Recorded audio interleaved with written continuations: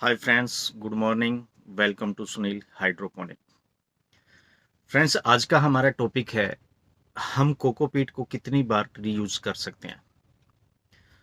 बहुत सारे लोगों ये जानना चाहते हैं कि जो कोकोपीट हाइड्रोपोनिक में यूज किया जाता है, खास करके ग्रो बैग में, क्या हम उसको रीयूज कर सकते हैं? अगर कर सकते हैं तो कितनी बार उसको हम यूज कर सकते हैं। फ्रेंड्स, जो कोकोपीट होता है, जो नारियल का बुरादा नारियल का हस्क होता है, उसको हम कई दफ़ा रीयूज कर सकते हैं। देखिए, कोकोपीट किस तरीके से काम करता है। वैसे तो हम कोकोपीट के साथ में वर्मिकुलाइट और परलाइट भी मिक्स कर लेते हैं ताकि उसमें मॉइस्चर बैलेंस बना रहे।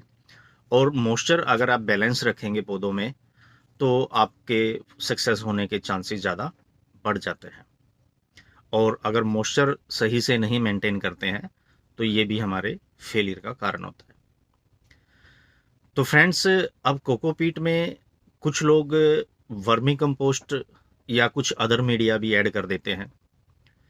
मेरा मानना है कि हमें कोकोपीट के अंदर कोई भी वर्मी कंपोस्ट जैसा मीडिया इस्तेमाल नहीं करना चाहिए, उसके अंदर मिक्स नहीं करना चाहिए। क्योंकि कोकोपीट क्या है, कोकोपीट को आप कितने दिन तक भी रख सकते हैं, वो कभी कंपोस्ट नहीं होता है।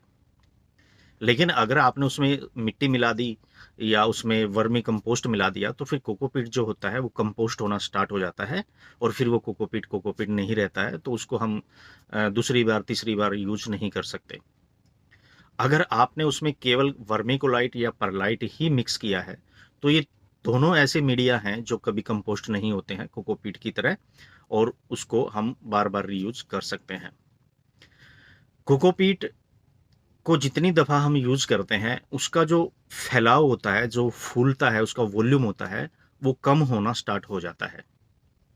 फर्स्ट टाइम जब नया कोकोपीट होते हैं, हम उसमें पानी डालते हैं, तो उसका बहुत ज़्यादा वॉल्यूम होता है, वो फैल जाता है। लेकिन एक बार यूज़ करने के बाद थोड़ा-सा वॉल्यूम में फ़र्क पड़ता है। दूसरी बार यूज़ करने के बाद फिर वॉल्यूम में फ़र्क पड़ता है। तो धीरे-धीरे 3 दफ़ा, 4 दफ़ा, 5 दफ़ा यूज़ करने के बाद फिर उसका वॉल्यूम बहुत कम हो जाता है। अब उसके अंदर वो रिजल्ट आना बंद हो जाता है जो पहली दफा आया था। खराब नहीं होगा, आप उसको कितनी दफा भी 6 बार, 7 बार, 8 बार, 9 बार, 10 बार भी यूज कर सकते हैं, लेकिन उसका वॉल्यूम जो है वो धीरे धीरे कम होना शुरू हो जाएगा। और वॉल्यूम कम होना शुरू हो जाएगा तो फिर क्या होता है कि उसमें से जो ऑक्सीजन है, जो पौधे के रूट्स को ऑक्सीजन चाहिए, वो अच्छे से नहीं मिल पाती है और पौधे की ग्रोथ जो है ज़्यादा अच्छी नहीं हो पाती है। तो अगर आपने कोकोपीट को रीयूज करना है तो आप उसको उसमें नया कोकोपीट ऐड करते रहिए, उसमें वर्मीकुलाइट और परलाइट को ऐड करते रहिए।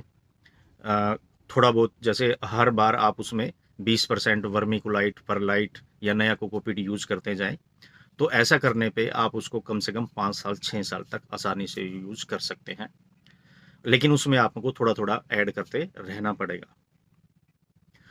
अ, अगर हम बात करें कुकुम्बर प्लांट की, खीरे के पौधे की, खीरे के पौधे में केवल 2 दफ़ा या 3 दफ़ा, इससे ज़्यादा रीयूज नहीं करना चाहिए कोकोपीट को। क्योंकि खीरे का जो पौधा होता है, कुकुम्बर का जो प्लांट होता है, वो बहुत सेंसिटिव पौधा होता है। वो बहुत जल्दी बुरा मान जाता है, बहुत जल्दी जो है वो ग्रोथ भी बहुत फास्ट करता है, और जब उसमें प्रॉब्लम आती है तो वो डाउन भी बहुत जल्दी जाता है। तो कुकुम्बर के पौधे में आप 2 दफ़ा या मैक्सिमम 3 दफ़ा ही कोकोपीट को यूज करें, वो भी वर्मीकुलाइट और परलाइट ऐड करके, नया ऐड करके। अदरवाइज उसको इससे ज़्यादा यूज नहीं करना है। और लेकिन अगर आप कैप्सिकम करते हैं या टमाटो करते हैं तो उसमें आप 5 दफ़ा, 6 दफ़ा, 7 दफ़ा आप उसमें नया कोकोपीट ऐड करके उसको रीयूज कर सकते हैं। अच्छा रिजल्ट आएगा, कोई ज़्यादा प्रॉब्लम नहीं आती है।